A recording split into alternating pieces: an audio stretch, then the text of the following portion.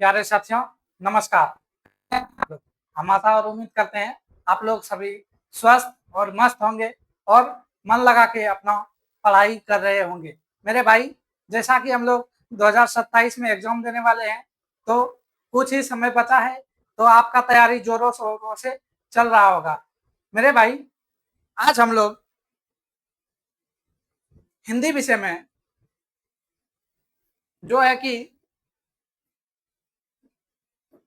आज हम लोग हिंदी विषय पढ़ने के लिए जुड़े हुए हैं और हम दोनों शुरू से लेकर अंत तक हिंदी को पढ़ेंगे। आज का क्लास हिंदी के लिए स्पेशल।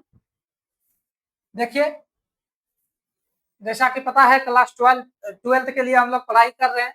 हम लोग 2027 में एग्जाम देने वाले हैं मेरे भाई, और हम लोग अभी हिंदी का गद्य खंड जो कि चैप्टर 1 और उस चैप्टर का नाम है बातचीत, उसके बारे में उस चैप्टर का हम लोग पीछे लगभग 3 लेक्चर 3 क्लास कर चुके हैं।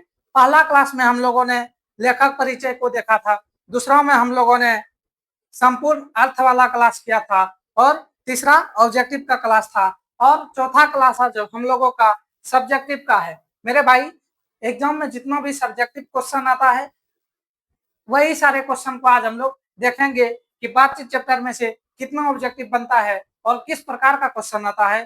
तो चलिए स्टार्ट करते हैं। स्टार्ट करने से पहले आप आपसे एक रिक्वेस्ट है मेरे भाई और मेरे बहन लोग, जो दीदी लोग, बड़ी दीदी लोग जुड़े होंगे, उनसे भी कि थोड़ा सा जो है कि इस चैनल को आप लोग सब्सक्राइब करके सपोर्ट कर दीजिए, ताकि हम लोग जल्दी जल्दी लाइव आ सके, और वीडियो को लाइक भी कर दीजिए, और कमेंट बॉक्स में थोड़ा सा अपना प्यार भरा कमेंट कुछ लिख दीजिए, ताकि हमें पढ़ करके आनंद महसूस हो।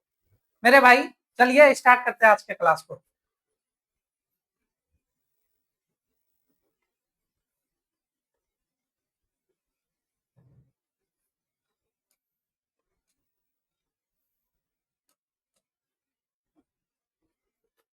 मेरे भाई, क्लास स्टार्ट करने से पहले थोड़ा सा हम लोग ये देख लेते हैं कि एग्जाम पैटर्न किस प्रकार का है।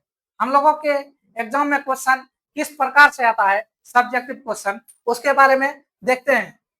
ये चीज आपको बताते हैं उससे पहले थोड़ा सा आपके लिए कुछ लाए हैं। क्या लाए हैं मेरे भाई? ये जो है कि क्वेश्चन पेपर आपके लिए लाए हैं, आपको दिखा सके कि सब्जेक्टिव किस प्रकार का आता है और क्या क्या सब्जेक्टिव में रहता है हिंदी में बनाने के लिए। देखिए मेरे भाई, हम लोगों के पास ये जो क्वेश्चन पेपर आएगा वे 100 नंबर का रहेगा। हालांकि उसमें बिहार बोर्ड का ये पैटर्न है कि डबल पूछता है, डबल नंबर का पूछता है, और उसका एक मतलब आधा बनाना होता है, यानी कि टोटल 200 नंबर का पूछता है, 100 हम लोगों को बनाना होता है और 100 नंबर मिलता है। मेरे भाई देखिए, जो है कि हम लोग को समय कितना मिलेगा? समय मिलेगा 3 घंटा 15 मिनट। कितना समय मिलेगा? 3 घंटा 15 मिनट।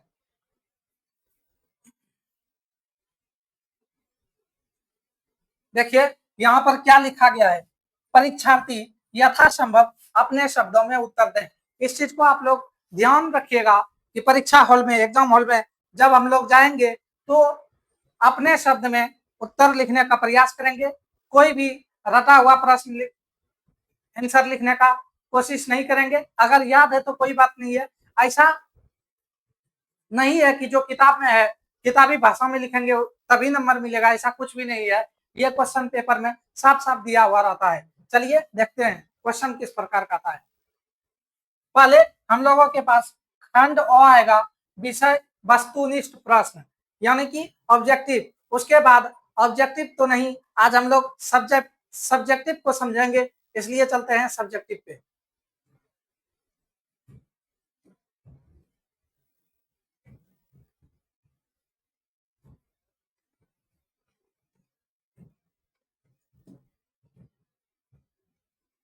जैसे कि 100 नंबर क्वेश्चन कंप्लीट हुआ ऑब्जेक्टिव, उसके बाद जो है कि ऑब्जेक्टिव सब्जेक्टिव आने वाला है। देखिए, खंड व विषय निष्ठ प्रश्न, और इसी चीज को समझना है। एक बार इसको ध्यान से देख लीजिए कि कैसा कैसा क्वेश्चन आता है और किस प्रकार का क्वेश्चन आता है, ताकि हम लोग तैयारी उसी प्रकार से कर सके। मेरे भाई, सबसे पहले हमको 1 नंबर में आ रहा है, क्वेश्चन में आया है 1 नंबर में निबंध लिखने के लिए। क्या आया मेरे भाई? निबंध लिखने के लिए आया है, जो कि 8 नंबर का है, और उसमें से कोई एक बनाना है। और एक बनाने के लिए एक में 8 नंबर मिलेगा, लेकिन उसके लिए हमको 6 को दिया गया है।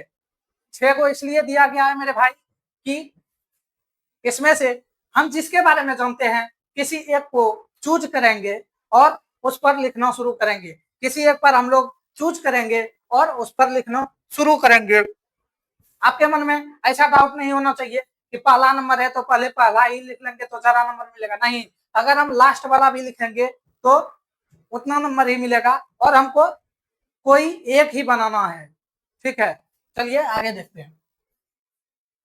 उसके बाद जब 2 नंबर में आएंगे मेरे भाई, तो 2 नंबर में आपको 100% व्याख्या वाला क्वेश्चन आएगा। बोलिएगा भैया 100% व्याख्या क्या होता है? मेरे भाई, हम लोग जो हिंदी में कविता, कहानी, निबंध वगैरह जो भी चीज पढ़ते हैं, तो उसमें से कोई सा लाइन उठा के आपको दे देगा क्वेश्चन पेपर में, और उसी के बारे में लिखना होता है। उस लाइन को पकड़ना होता है कि वे लाइन का कौन सा चैप्टर से है, वे लाइन आखिर कहना क्या चाह रहा है, वही चीज हम लोगों को लिखना होता है। उसी को 100% व्याख्या कहते हैं। ठीक है, और ये टोटल 8 नंबर का होता है। ठीक है, और इसमें क्वेश्चन कितना मिलेगा मेरे भाई? क्वेश्चन मिलेगा 4, 1 2 3 4, 4 को मिलेगा। लेकिन क्या हमको चारों बनाना है? नहीं, इसमें हमको 2 बनाना है। 2 बनाना है, और 2 बनाएंगे, 1 बनाएंगे तो 4 नंबर मिलेगा, यानी कि दोनों बना लेंगे तो 8 नंबर मिल जाएगा। चलिए आगे देखते हैं 3 नंबर में क्या है। 3 नंबर में मेरे भाई देखिए, पत्र लेखन है। क्या है? आवेदन पत्र है, पत्र लेखन है, जो कि 5 नंबर का आता है, और हमको 2 को दिया गया है, एक अथवा में दिया गया है। ये दोनों में से कोई एक को चूज करेंगे जो हमको आता है। ठीक है, और कोई एक सा लिखेंगे, एक को लिखेंगे, उसमें से हमको 5 नंबर मिलेगा। आगे देखते हैं 4 नंबर में क्या है। 4 नंबर में जो है कि किन्हीं 5 का उत्तर दीजिए। 4 नंबर में आएगा आप लोगों के सामने क्वेश्चन 2 नंबर वाला। कितना नंबर वाला? 2 नंबर वाला मेरे भाई, 2 नंबर वाला क्वेश्चन आएगा, और 2 नंबर वाला है, कितना बनाना है? 2 नंबर वाला 5 क्वेश्चन हम लोगों को हिंदी में बनाना है। क्या 5 क्वेश्चन के लिए 5 ही क्वेश्चन दिया है? नहीं, 5 के लिए डबल दिया है, 10 क्वेश्चन दिया है। अब 10 में हमको जो भी आता है, जो भी हम अच्छा से जानते हैं, तो हम 5 गो को चुन चुन के अपने अनुसार से बना लेंगे, और 5 को बना लेंगे तो 5 क्वेश्चन का 2 नंबर मिलेगा, यानी 5 दूनी 10 नंबर, ये हमारे खातों में चले जाएगा। उसके बाद देखिए, देखिए 5 नंबर में क्या आता है। 5 नंबर में आ रहा है मेरे भाई, ये 5 नंबर में भी है और 5 नंबर का क्वेश्चन भी है, यानी कि ये दीर्घ उत्तरीय प्रश्न है, बड़ा वाला प्रश्न है।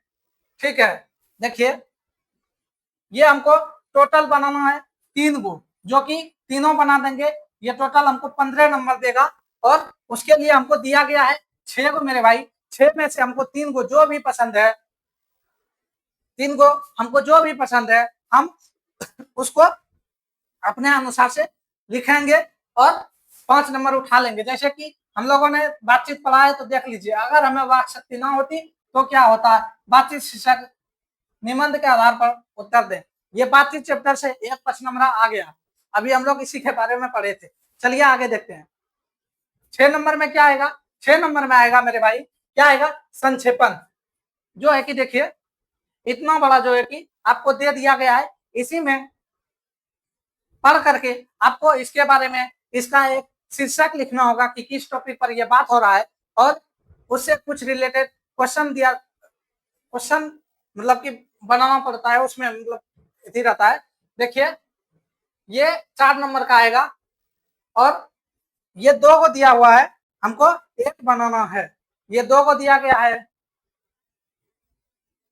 ये टोटल 2 को दिया गया है, हमको एक बनाना है। ये रहा, ये था हमारा क्वेश्चन पेपर। ठीक है, आप इसी चीज को शॉर्टकट में बताने के लिए आपके पास कुछ लेकर लाए आए हैं मेरे भाई। देखिए इसमें क्या होता है।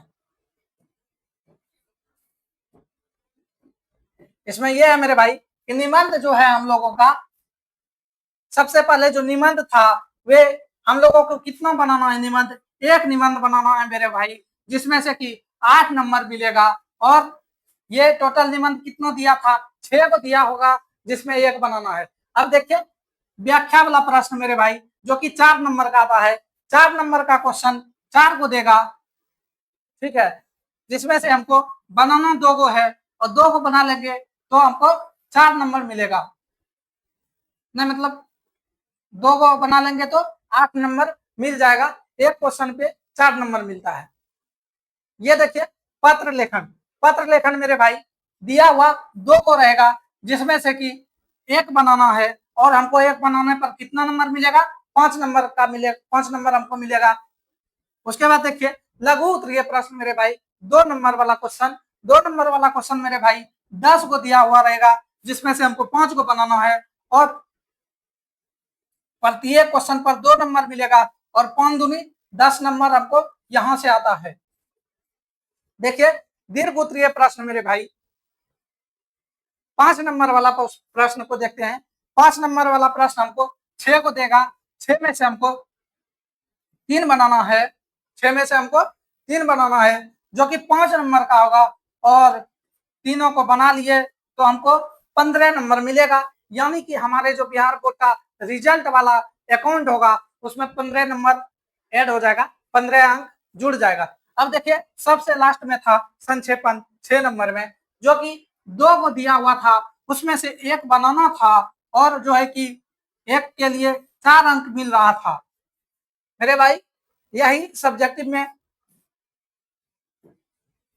6, ऐसा बोल सकते हैं कि 6 टॉपिक से प्रश्न आता है। टॉपिक तो इसको नहीं बोल सकते हैं, ऐसा बोल सकते हैं 6 टाइप।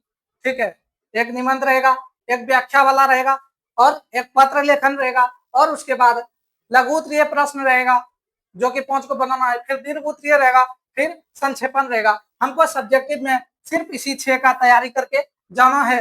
और आपको एक चीज और बताते हैं कि मेरे भाई टोटल प्रश्न जो है हमको 30 को मिलेगा, सब्जेक्टिव 30 को मिलेगा, लेकिन हमको बनाना 13 को है, 13 को बनाना है। अगर हम 13 को अच्छा से बना लेते हैं तो मेरा 50 नंबर कंप्लीट हुआ। क्या आपको सब्जेक्टिव का पैटर्न समझ में आया, सब्जेक्टिव में क्या क्या पूछा जाता है मेरे भाई, क्या आपको ये समझ में आया? हम आशा करते हैं आपको समझ में आया होगा। तो चलिए आगे बढ़ते हैं। अब हम लोग क्लास को स्टार्ट करने वाले हैं, क्योंकि एग्जाम का जो पैटर्न था उसको हम लोगों ने देख लिया। अब क्वेश्चन किस प्रकार का आता है उस चीज को देखेंगे मेरे भाई। क्लास स्टार्ट करने से पहले आपको एक चीज बता देते हैं कि हम जो क्वेश्चन लाए हैं उसका जो आंसर है आपको आसान भाषा में लिख कर लाए हैं आपके लिए। लेकिन कि मेरे भाई ऐसा कोई जरूरी नहीं है कि जो चीज हम लिख कर लाए हैं वही परम सत्य है।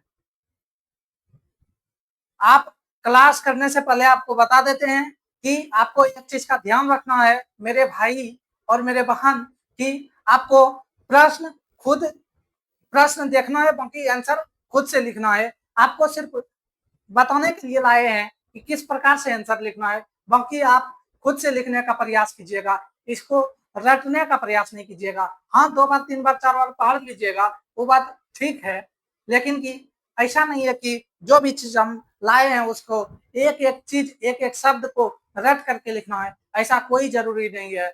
हम जो लाए हैं अपने मन से लाए हैं, ये कोई जरूरी नहीं है कि यही 100% सही है, और इसके अलावा कुछ भी लिखेंगे तो ये गलत हो जाएगा। इसके अलावा कुछ लिखेंगे तो वे गलत हो जाएगा, और अभी जो आपके सामने लाए हैं वही पूरा सही है, ऐसा कुछ नहीं है। चलिए स्टार्ट करते हैं। सबसे पहले हम लोग सारांश को देखते हैं। बातचीत चैप्टर में हम लोगों ने जो पढ़ा उसको संक्षेप में देखते हैं, उसका सारांश देखते हैं। ये चीज भी एग्जाम में पूछा जाता है। मेरे भाई सारांश, सारांश आपको बता रहे हैं हम, लेकिन कि सारांश आप खुद से भी लिख सकते थे। एक बार आप इस क्लास को कर लीजिए, उसके बाद जो है कि आप खुद से लिखने का प्रयास कीजिएगा। जितना भी क्वेश्चन आंसर है वे एक बार आप लिखिएगा जरूर अपने से कॉपी पर। क्या आप इतना कीजिएगा मेरे लिए? चलिए स्टार्ट करते हैं। आपको यहाँ सिर्फ समझना है और इसे रटने का जरूरत नहीं है। देखिए सारांश में क्या होता है, हम लोग जो भी पढ़े थे उसको संक्षेप में लिखेंगे। ठीक है, शुरुआत देखिए कैसे करेंगे। प्रस्तुत निबंध बातचीत के लेखक महान पत्रकार और निबंधकार बालकृष्ण भट्ट है। क्या आपको इतना सा पता चल गया? क्या आप इस चीज को स्टार्टिंग में लिख सकते हैं? आपको जब भी सारांश आप स्टार्ट कीजिएगा तो इसी प्रकार से लिखिएगा कि वे सारांश किस चैप्टर का है और वे सारांश के लेखक मतलब उस चैप्टर के लेखक का नाम क्या है। इस चीज से आप शुरुआत कीजिएगा, बाकी जो है कि उसके आगे मेन चीज को लिखते जाएंगे। इस निबंध के माध्यम से लेखक ने मनुष्य को ईश्वर द्वारा दी गई अनमोल शक्ति, कौन सा शक्ति था मेरे भाई? वाक शक्ति। कौन शक्ति था? वाक शक्ति के महत्व को बड़ी ही रोचक ढंग से समझाया है। क्या आप इस बात को मानते हैं कि बातचीत में हम लोगों ने क्या पढ़ा था? यही पढ़ा था कि जो है कि बालकृष्ण भट्ट जी ये बताते हैं कि हम लोगों में जो बोलने का शक्ति है वह भगवान के द्वारा दिया गया है और बोलने का वाक शक्ति का आवश्यकता हम लोगों को क्यों है, इस चीज के बारे में ही बताया था। और वाक शक्ति से क्या क्या हम लोग, वाक शक्ति नहीं होने पर क्या क्या हम लोगों के साथ होता है, इसके बारे में भी बताया। और ये भी बताया कि जो भाषण होता है और जो हमारा घरेलू साधारण बातचीत होता है उसमें क्या अंतर है। और ये भी बताया मेरे भाई कि बात करने का तरीका को, जैसे कि दो बूढ़ों का बातचीत, दो बुढ़ियों का बातचीत, दो सहेली का, दो विद्यार्थी का, दो लड़कों का, ये सारी चीजें बताया। और इसमें ये भी हम लोगों ने पढ़ा था कि दो विद्वान के बारे में बताया गया था। पहला था एडिसन और एक था बेन जॉनसन। एडिसन का कहना था कि एडिसन का कहना था मेरे भाई कि असल बातचीत जो होता है वे दो लोगों के बीच होता है। जब दो लोग आपस में बात करते हैं तो अपना दिल खोलकर बात करते हैं। बाकी बेन जॉनसन का कहना था कि बोलने से ही मनुष्य के रूप का साक्षात्कार होता है। जब तक मनुष्य बोलता नहीं तब तक उनके अंदर गुण और दोष का पता नहीं चलता। चलिए यही सारा चीज आपको बता दिए, इसी चीज को आपको लिखना है और वही सारा चीज है भी। देखिए लेखक का कहना है कि यदि मनुष्य में बोलने की शक्ति ना होती तो यह समस्त सृष्टि गूंगी और बेजान प्रतीत होता। ठीक है, हम सब चुपचाप एक कोने में बैठे रहते और अपने सुख दुख का न किसी को कह पाते, सुख दुख को न किसी को कह पाते और न ही अनुभव कर पाते। देखिए उसके आगे लेखक ने बातचीत और भाषण के बीच बड़ा अंतर बताया है। हम लोगों ने चैप्टर में पढ़ा था कि भाषण और साधारण बातचीत में क्या क्या अंतर होता है, उसके बारे में भी बताया। उनके अनुसार भाषण में अपनी विद्वत्ता यानी ज्ञान दिखाने के लिए मेरे भाई नाच नखरा दिखाना पड़ता है और चुटकुले सुनाकर तालियां बटोरने की कोशिश की जाती है। भाषण में क्या होता है, बहुत सारा नाच नखरा करना पड़ता है, नंदी पाठ करना पड़ता है, उसके बाद मेन चीज को बोला जाता है और उसमें भी कुछ शायरी, कुछ चुटीली बात बोलकर तालियां बजाया जाता है, तालियां बजाने मतलब बजवाने का प्रयास किया जाता है, कोशिश करता है कि हमें तालियां मिलते रहे। लेकिन कि हमारे साधारण बातचीत, घरेलू बातचीत में ऐसा नहीं होता है, वही चीज को लिख दिए हैं। ठीक है, जबकि आम बातचीत में इन सब बनावटी चीजों की जरूरत नहीं होती है। बातचीत का मुख्य उद्देश्य केवल मन के भारीपन को दूर करना और चित्त को हल्का करना है। क्या आप इस चीज को समझे? क्या आप पहले से ही जानते होंगे? इसी प्रकार से आपको लिखना है। और भी आगे है, देखते हैं आगे क्या है। देखिए बातचीत की महत्ता बताते हुए लेखक कहते हैं कि जिस प्रकार भोजन और पानी शरीर के लिए जरूरी है, उसी प्रकार मन में जमी हुई धूल और गंदगी को बाहर निकालने के लिए, धुएं यानी गंदगी को बाहर निकालने के लिए बातचीत बहुत जरूरी है। क्या आप इस बात को मानते हैं? और इस चैप्टर में हम लोगों ने ये पढ़ा था कि बातचीत मतलब बातचीत के जरिए जो मन में मवाद और धुआं गंदगी जो रहता है वह निकल जाता है, मन हल्का हो जाता है, प्रसन्न हो जाता है, मन में शांति होता है, मन में शांति मिलता है। यही सारी चीज को लिखना है। बातचीत से मनुष्य का चित्त हल्का हो जाता है और स्वच्छ हो जाता है। बातचीत के संबंध में बेन जॉनसन मेरे भाई अभी तुरंत आपको बताए थे कि बेन जॉनसन जो कि एक वैज्ञानिक है, उन्होंने क्या कहा था। देखिए बेन जॉनसन ने क्या कहा था। बेन जॉनसन का मानना है कि बोलने से ही मनुष्य के असली रूप का साक्षात्कार होता है। जब तक मनुष्य बोलता नहीं है जब तक मनुष्य बोलता नहीं है तब तक उनका गुण और दोष प्रकट नहीं होता है। यह चीज किसने कहा था? बेन जॉनसन ने कहा था। उसके बाद देखिए मेरे भाई, उसके बाद देखिए एडिसन ने क्या कहा था। एडिसन का विचार है कि असली बातचीत केवल दो व्यक्तियों के बीच हो सकती है। जैसे ही कोई तीसरा व्यक्ति आता है बातचीत का ढंग बदल जाता है। क्या एडिसन ने यही चीज को बताया था? आप लोग इस चैप्टर में यही सारा चीज को पढ़े थे और इसी चीज को सारांश में लिख दिया, बस कुछ किए नहीं है। आपको भी इसी चीज को लिखना है। देखिए लेखक ने यूरोप की प्रसिद्ध बातचीत कला आर्ट ऑफ कन्वर्सेशन की भी चर्चा की है, जहां लोग इतनी चतुराई और मिठास से बात करते हैं कि सुनने वालों को बहुत सुख मिलता है। चलिए देखते हैं आगे। अंत में मेरे भाई ये इतना सारा चीज था कि पूरा चैप्टर को सिर्फ इतना समय ला लिए। इसी को सारांश कहते हैं। सारांश मतलब संक्षेप में लिखना। तो देखिए थोड़ा सा और है, पढ़ लेते हैं। अंत में भट्ट जी कहते हैं कि देखिए बहुत सारा बातचीत करने का तरीका को बताने के बाद लेखक, हम लोग जब लास्ट में पढ़ते हैं तो लेखक बताते हैं कि बातचीत का सबसे उत्तम तरीका आत्म वार्तालाप है, यानी खुद से बातचीत करना है। उसी के बारे में देख लेते हैं, ठीक है।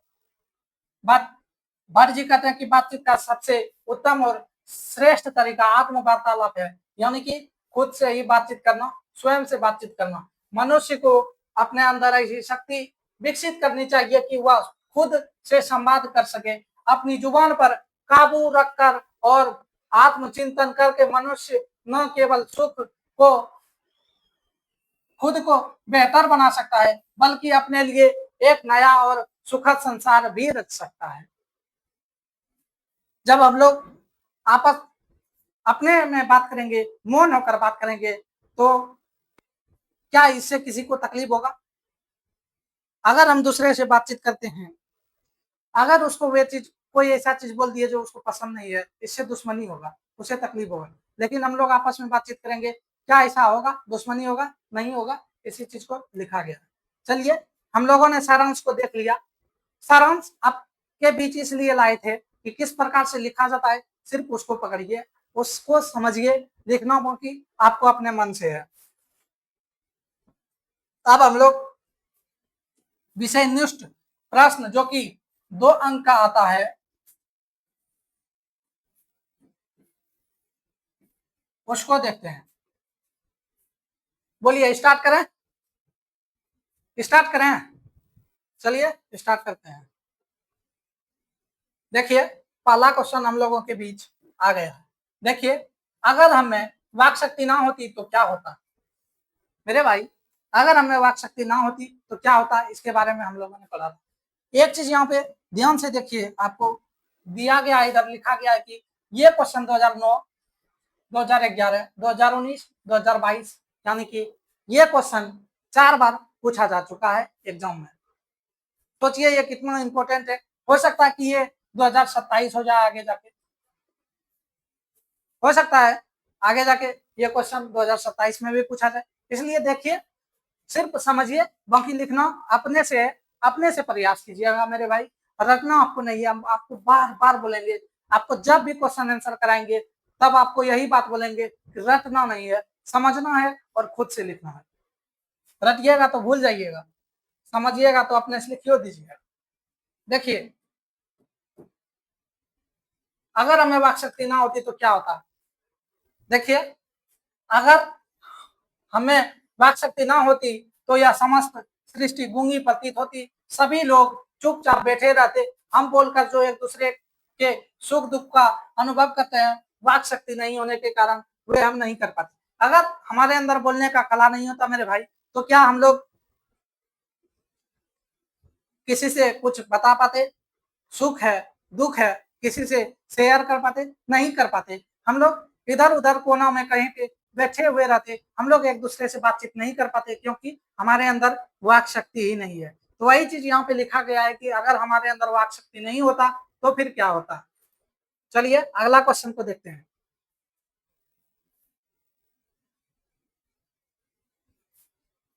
बातचीत के संबंध में बेन जॉनसन और एडिसन का क्या विचार है? मेरे भाई एक तरफ से इसको बहुत ही इंपॉर्टेंट समझ लीजिए। बेन जॉनसन और एडिसन, ये समझिए कि इस चैप्टर में इस चीज को आपको ध्यान रखना ही है किसी भी हालत में। ये चीज आपको ऑब्जेक्टिव में पूछा जाएगा, ये चीज आपको सारांश लिखने में काम आएगा, ये चीज आपको क्वेश्चन आंसर 2 नंबर 5 नंबर किसी में भी लिखने के लिए काम आएगा। मेरे भाई ये चीज आपको 100% व्याख्या में भी पूछा जा सकता है, इसलिए आपको इस चैप्टर में इस चीज को समझ करके इस चीज को अच्छा से अपने अंदर रखना है। देखिए बेन जॉनसन, पहले देख लेते हैं कि बेन जॉनसन ने क्या कहा था। बेन जॉनसन ने क्या कहा था मेरे भाई कि बोलने से ही मनुष्य के रूप का साक्षात्कार होता है। जब तक मनुष्य बोलता नहीं है तब तक उनके गुण और दोष का पता नहीं चल पाता है।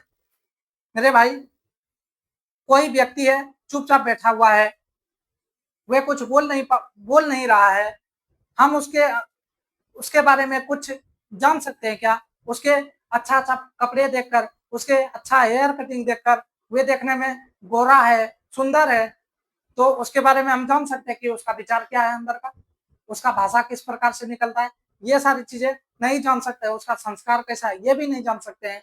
वही चीज को बेन जॉनसन ने कहा है कि जब तक मनुष्य बोलता नहीं है तब तक उनके गुण और दोष का पता नहीं चलता है।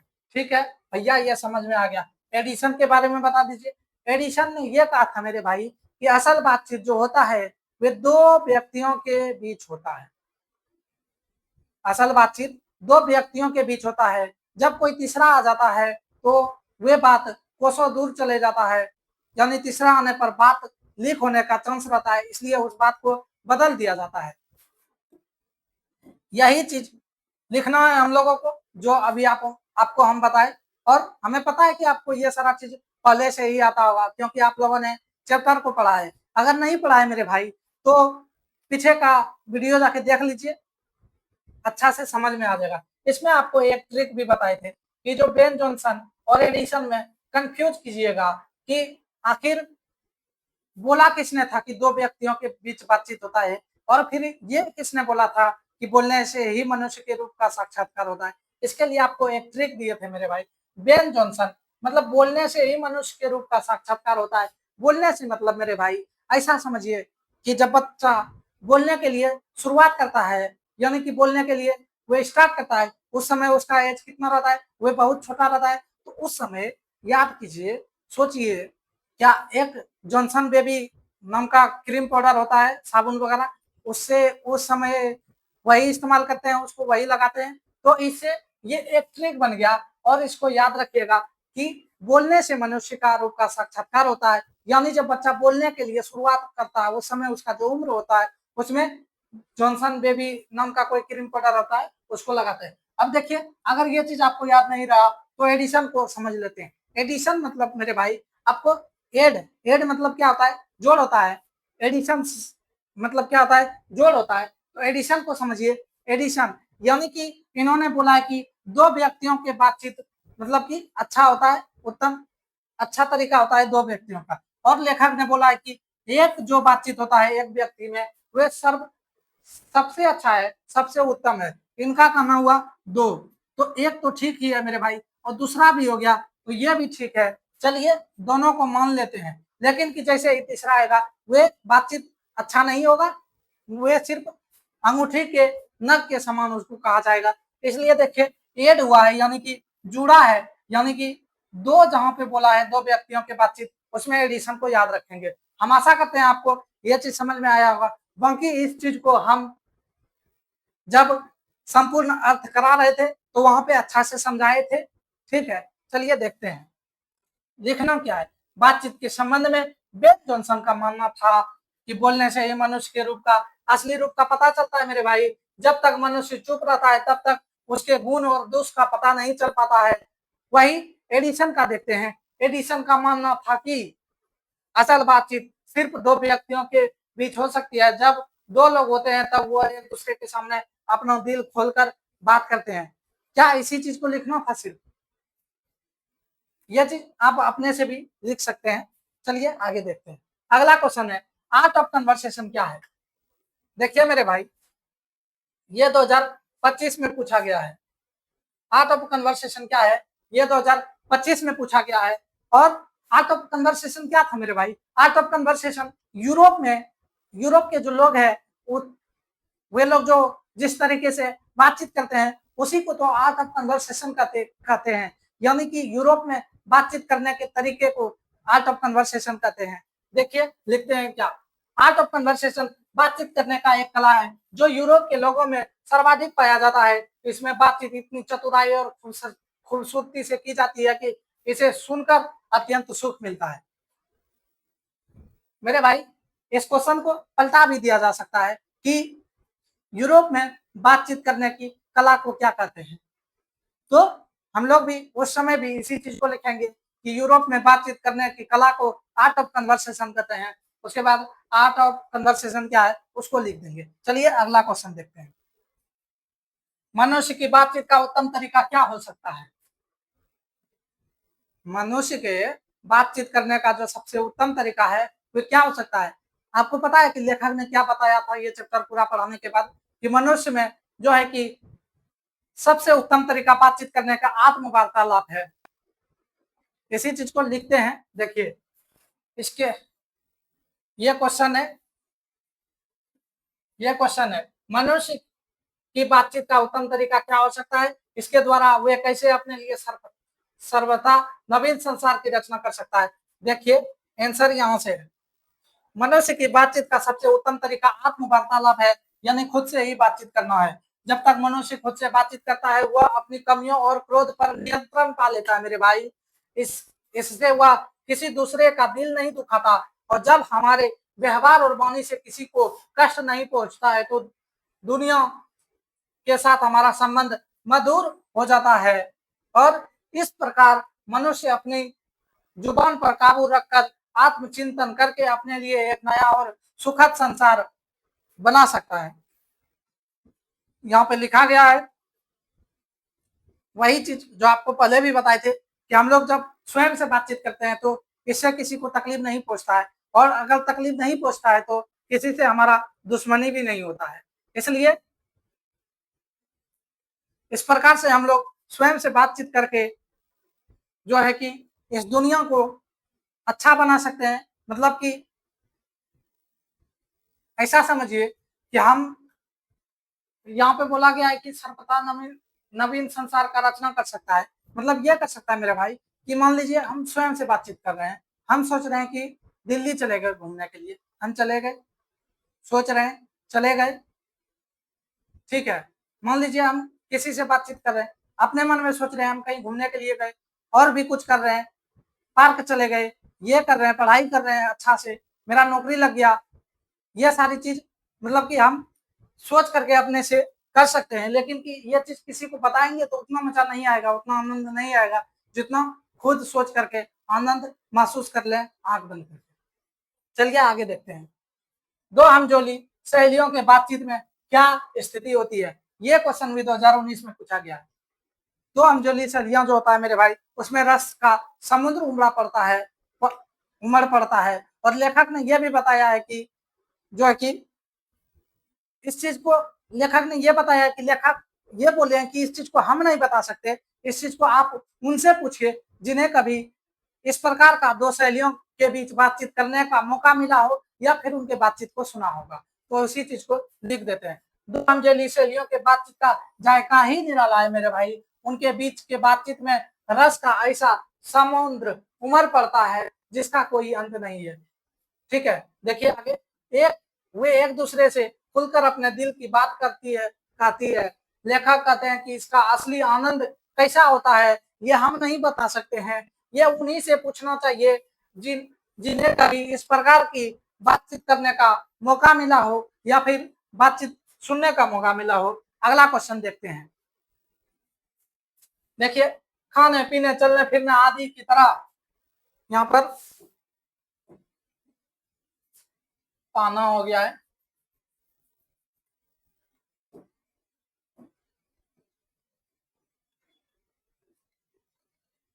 पाने होगा। देखिए, खाने पीने चलने फिरने आदि की तरह मनुष्य के लिए बातचीत की आवश्यकता क्यों है?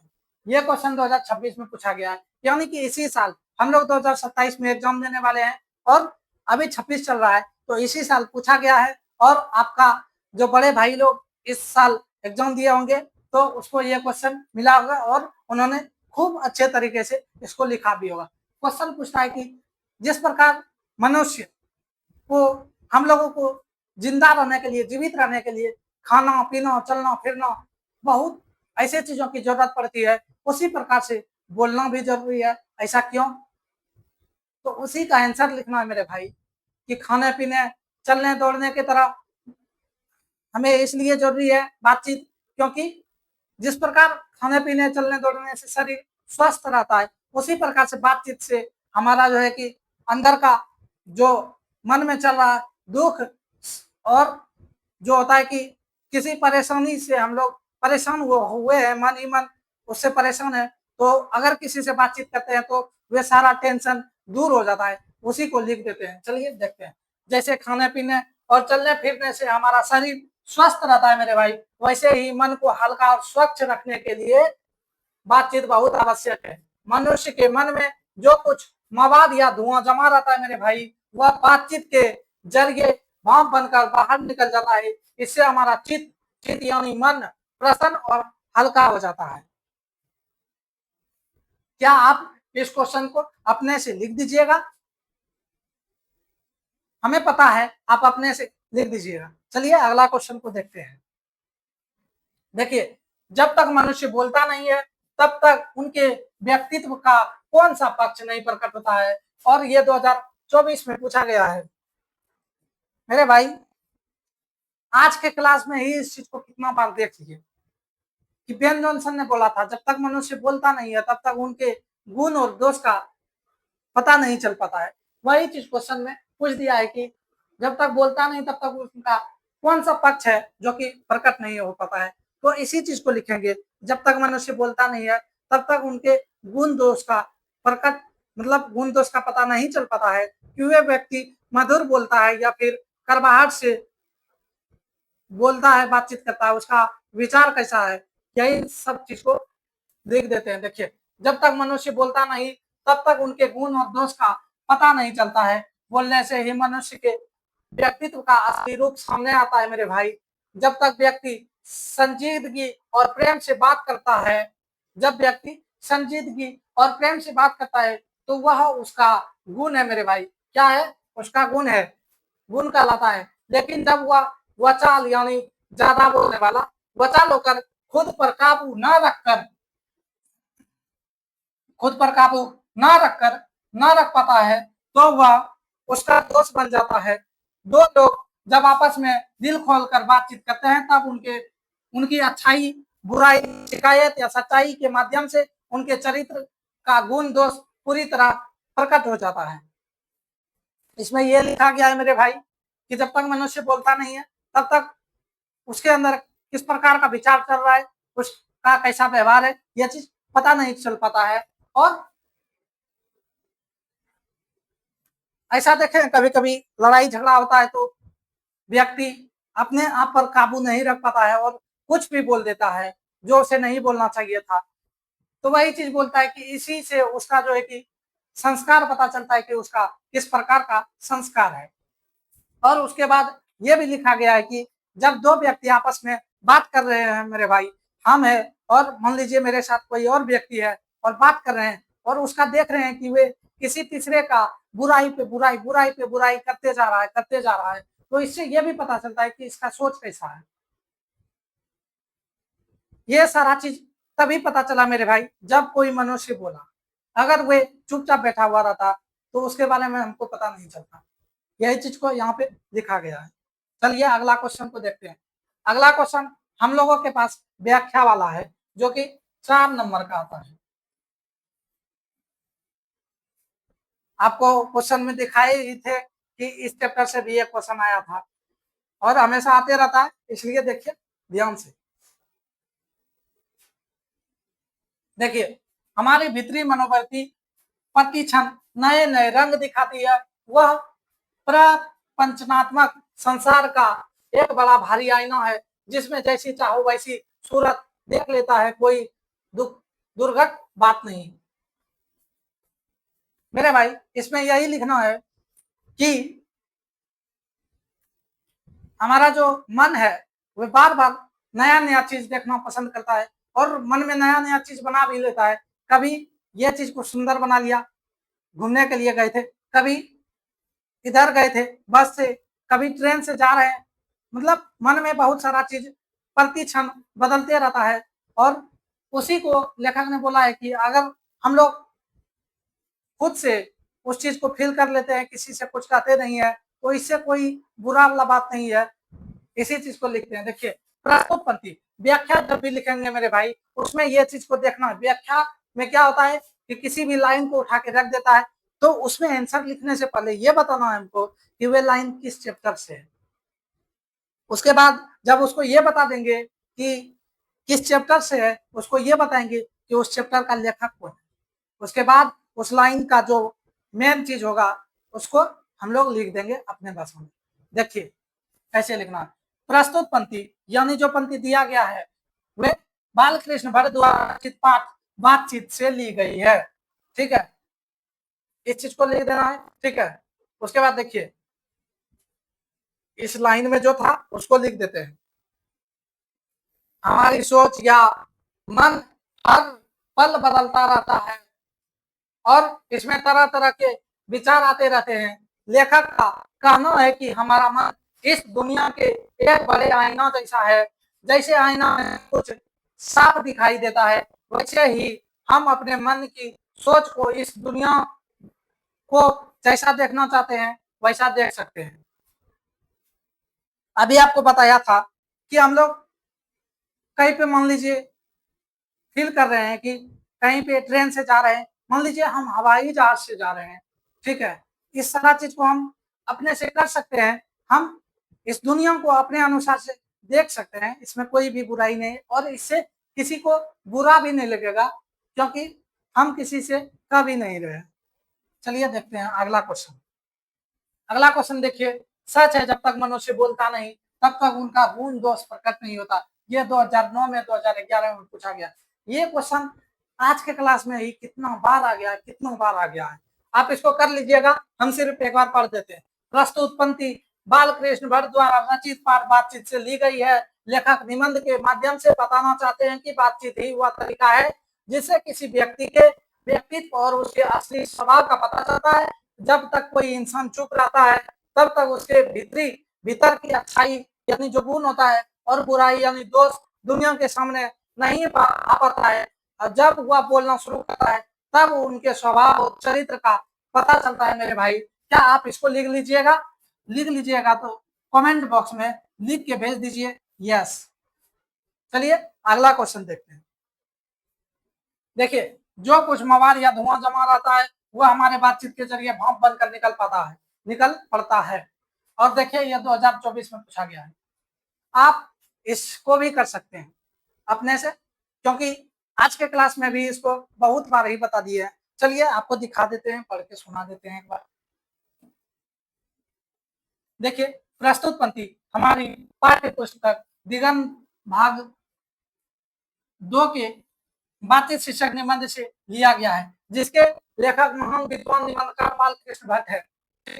ये चीज को लिखने से क्या हुआ मेरे भाई, थोड़ा सा जो हमारा आंसर था वह थोड़ा सा बड़ा हो गया, देखने में अच्छा लगेगा। चलिए अगर आप इसको याद रख सकते हैं तो याद रखिए, नहीं तो अगर पीछे वाला भी लिखिएगा तो कोई टेंशन नहीं है। देखिए इन पंक्तियों के माध्यम से लेखक कहते हैं कि जैसे शरीर को स्वस्थ रखने के लिए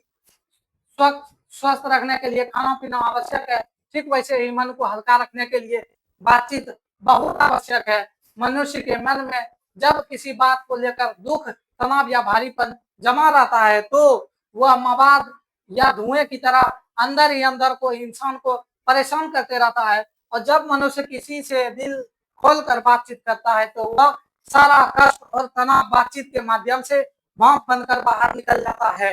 इससे मनुष्य का चित्त और मन एकदम हल्का और स्वच्छ हो जाता है। समझे इस चीज को? इस चीज को कितना बार हम लोग कर लिए हैं और हम लोग अपने से इसको लिख भी सकते हैं। हमें तो लगता है कि इस क्लास में ही ये क्वेश्चन ये सब रटा गया होगा, आपको जितना बार देख लिए।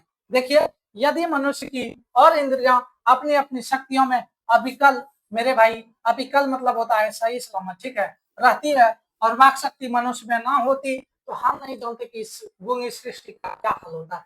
ये क्वेश्चन इसी बार 2026 में पूछा गया है। इसमें यह पूछा गया है मेरे भाई, लेखक जो लिखे थे याद है आपको, ये लाइन को लिखा गया था और उसी को उठा के रख दिया। इस लाइन में यह बोला गया था कि हमारा जो ज्ञान इंद्रिया है, आंख, कान, नाक, दांत, सारा चीज जो है कि अपने अपने जगह पर अविकल, अविकल मतलब मेरे भाई सही सलामत रहता, सब कुछ अपना काम कर रहा होता, लेकिन हमारे अंदर बोलने की शक्ति ना होती तो जो है कि हम जो है कि हमारे अंदर जो सुख दुख रहता, हमें जो सुख दुख महसूस करते वे किसी को नहीं बता सकते क्योंकि हम बोल ही नहीं सकते थे और किसी से जान भी नहीं सकते। और मान लीजिए कि हमको चोट लग गया है, बहुत दर्द दे रहा है, इस चीज को भी हम किसी को नहीं बता सकते। यही चीज को चलिए लिख देते हैं। प्रस्तुत पंक्ति, क्योंकि क्योंकि ये 100% व्याख्या है इसलिए यह लिखना जरूरी है। हमारी पाठ्य पुस्तक दिगंत भाग 2 के बातचीत शीर्षक निबंध से ली गई है, जिसके लेखक महान विद्वान निबंधकार बालकृष्ण भट्ट है। ठीक है, इस पंक्ति के माध्यम से लेखक कहते हैं कि यदि मनुष्य की अन्य सभी इंद्रियां जैसे आंख, कान, नाक आदि पूरी तरह ठीक होती और केवल बोलने की शक्ति यानी वाक शक्ति ना होती तो यह पूरी दुनिया गूंगी और अविकल अवाक होती। सभी लोग लुप्त जैसा किसी कोने में चुपचाप बैठे रहते और अवाक होने के कारण सुख दुख का अनुभव एक दूसरे को नहीं बता पाते, एक दूसरे से कुछ शेयर नहीं कर पाते। मेरे भाई, हम आशा करते हैं कि आप ये क्वेश्चन को भी अच्छा से लिख लेंगे। आप इस सारे चीज को अच्छा से समझ गए हैं, आप इसे अपने से भी लिख सकते हैं, कोई दिक्कत नहीं। चलिए आगे हम लोगों के पास है दीर्घ उत्तरीय प्रश्न। क्या है मेरे भाई? दीर्घ उत्तरीय प्रश्न, जो कि 5 नंबर का था। 5 नंबर का आता है, चलिए देखते हैं। देखिए, बातचीत शीर्षक निबंध की प्रमुख विशेषताएं क्या है, ये इसी बार 2026 में पूछा गया है। मेरे भाई, ये क्वेश्चन को जो है कि थोड़ा सा घुमा करके इस बार पूछ दिया है, लेकिन इसमें कहना यही चाह रहा है मेरे भाई कि जो है कि शीर्ष निबंध का प्रस्तुत प्रमुख विशेषताएं, मतलब इस बातचीत में जो हम लोगों ने पढ़ा है उसका जो मेन टॉपिक था, आखिर हम लोगों ने पढ़ा क्या है, वही चीज को लिख रहा है। यानी कि इसको एक तरफ से आप सारांश भी कर सकते हैं। अगर सारांश लिख आपको याद है लिख सकते हैं तो उसी चीज को यहाँ पे लिख देना है। मतलब क्वेश्चन थोड़ा सा भाषा चेंज किया है, बाकी बोल रहा है सारांश लिखने के लिए। देखिए, बातचीत शीर्षक निबंध के माध्यम से महान विद्वान निबंधकार बालकृष्ण भट्ट अपने बातचीत करने के लिए ईश्वर द्वारा दी गई वाक शक्ति को अत्यंत अनमोल बताया है। इस निबंध के माध्यम से इस निबंध में बातचीत के कई तरीके को दर्शाया गया है और भाषण तथा घरेलू बातचीत के अंतर को भी स्पष्ट किया गया है।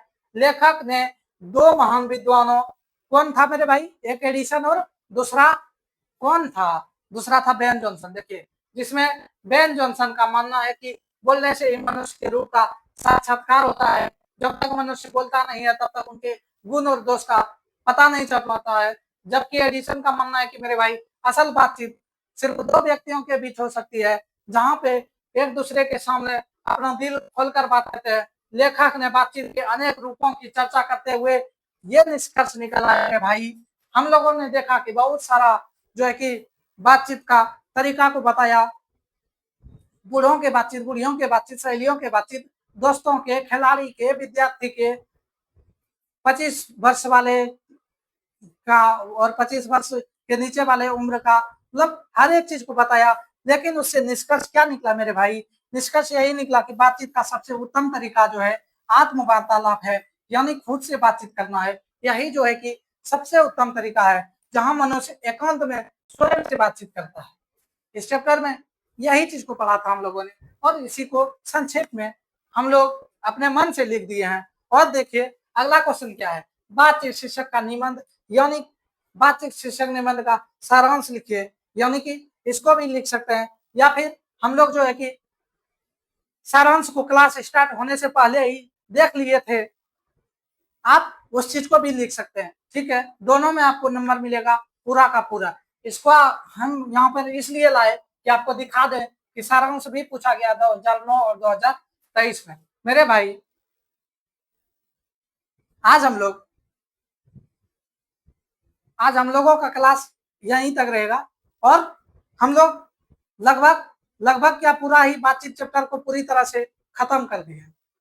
ठीक है, हम लोग ऑब्जेक्टिव भी कर लिए, सब्जेक्टिव भी कर लिए, लेखक परिचय, स्वप्रश्न संपूर्ण अर्थ जो होता है उसको भी कर लिए, यानी बातचीत चैप्टर को पूरी तरीके से नस्ते नाबूद कर दिए हैं।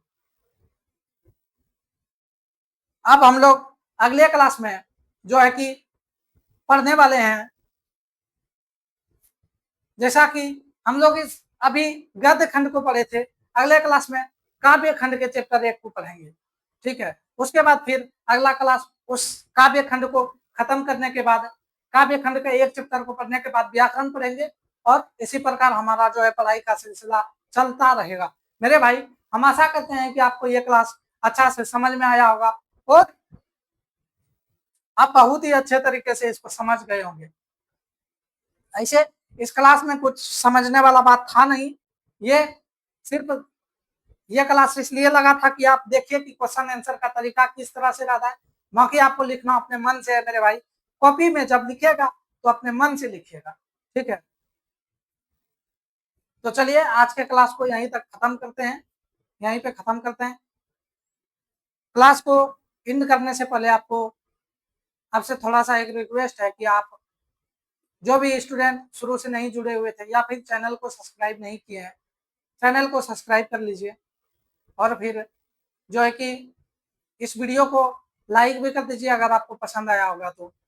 अगर आपको मेरा मेहनत अच्छा लगा होगा तो फिर आप एक प्यारा सा कमेंट भी कर दीजिएगा।